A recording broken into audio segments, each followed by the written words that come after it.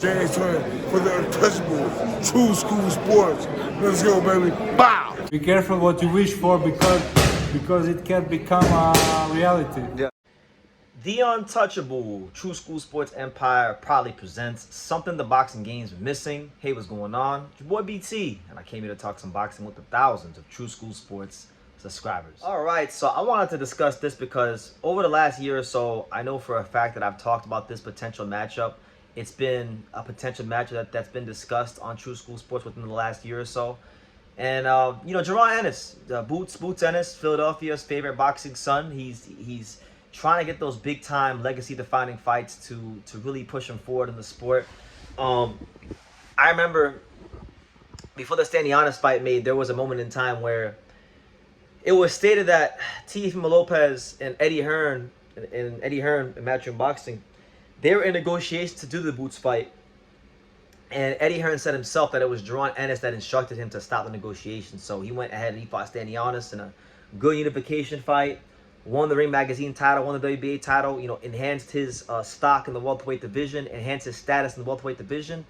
And now he's circled the block, and now it appears that they are back in negotiations with Teofimo Lopez because, Brian Norman, he's fighting Jin Sasaki here in Japan on June 19th, and what I think is going to be the most explosive fight in the welterweight division, to be honest with you. But, yeah, he can't get the fight with Norman. Barrios is fighting Pacquiao, and it's just looking more and more, like I've always told you guys, that Boots is not going to get those unification fights, so he should move up to 154. And Eddie Hearn's already coming out and saying that, basically, if Boots can't get this fight with Teofimo Lopez, that they're going to go ahead and just move right on up to 154. So, let's kind of zero in for a second on Jaron Ennis and Teofimo Lopez and what kind of fight that could potentially be, because I'll tell you this, I know Timothy Bradley has went ahead and said that has had some pretty strong statements on his channel on different platforms about the fact that he thinks Teofimo Lopez can beat Jaron Ennis, and the Boots Brigade has been on his ass, saying he's crazy, he can't beat Boots, nobody can beat Boots. Well, guess what? The Boots Brigade is probably going to get in my comment section because, look, I don't see that fight at all as mission impossible for Teofimo Lopez. I think it's a fight that Teofimo Lopez can win, honestly. Let's break it down for a second.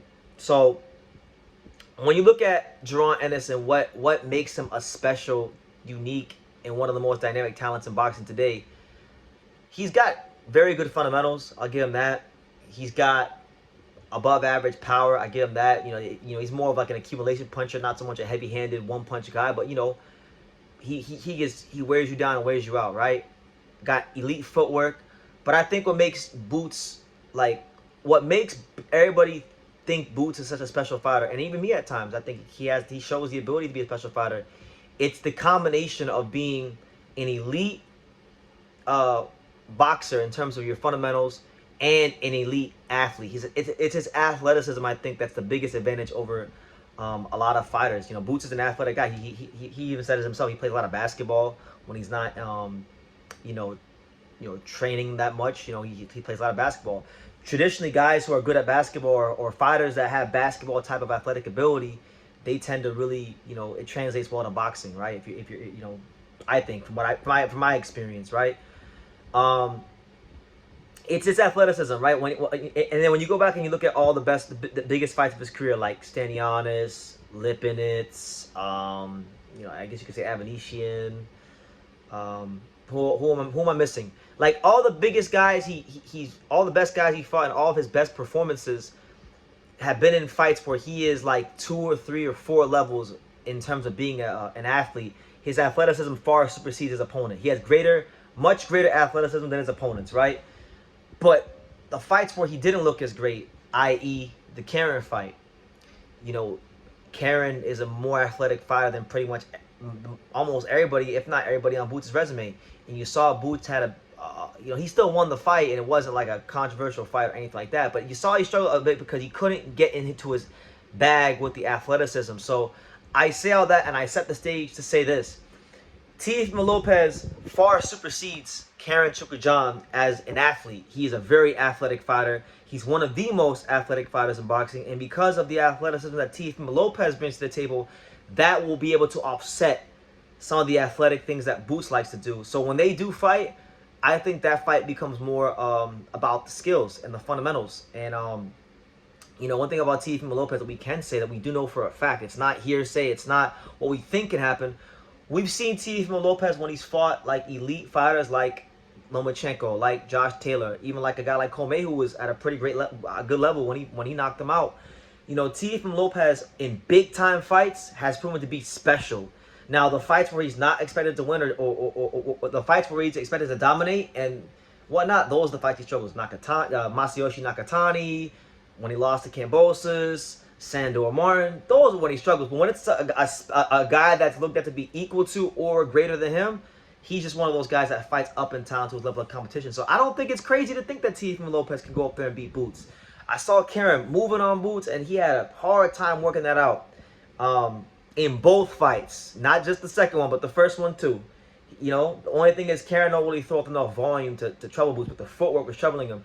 Teofimo Lopez has he can pivot, he can shift. He does very athletic things that can offset what Boots does. So I like the fight for Boots in the sense of if he wins the fight, it's not going to be because of athleticism. I think if he beats Teofimo Lopez, it would be specifically because of he had to show elite technical boxing skills. And I think that's what I want to see from Boots.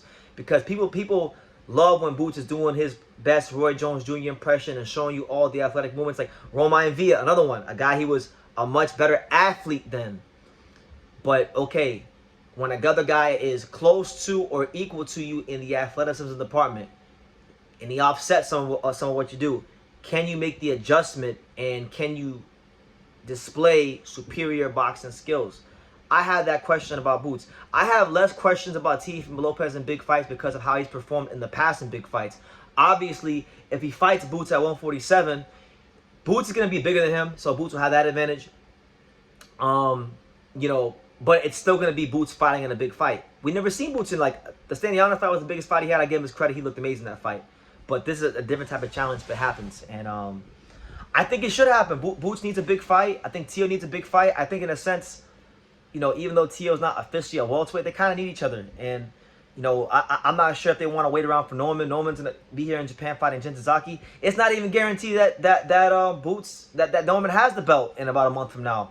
We might have a Japanese welterweight champion. Jin might knock him out. We don't know. That's a very tough fight, you know. So things can always change, but I like this fight a lot because it's a big event.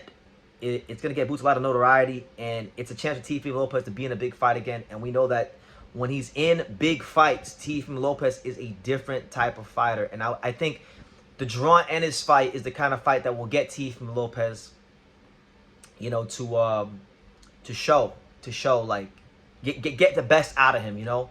So it is not mission impossible.